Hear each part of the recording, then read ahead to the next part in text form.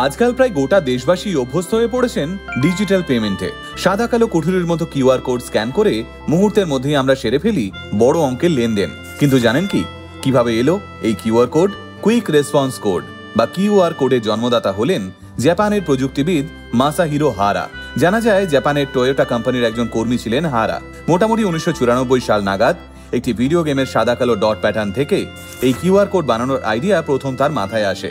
এর আগে অবশ্য প্রচলিত ছিল বারকোড। চিরাচরিত বারকোডের বদলে হারা বাজারে আনতে চাইলেন নতুন কিউআর কোড, কারণ বারকোড ধারণ করতে পারে মাত্র 10টি ক্যারেক্টার, আর সেখানে শক্তিশালী কিউআর কোডের ধারণ ক্ষমতা প্রায় 7000 ক্যারেক্টার। শুধু তাই নয়, কিউআর ভীষণ দ্রুত, সহজ এবং একটি নির্ভরযোগ্য প্রযুক্তি।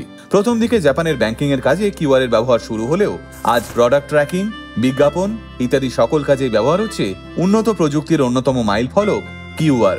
কিউআর এর এই গল্প কেমন লাগলো তা কমেন্ট করে জানাতে ভুলবেন না কিন্তু।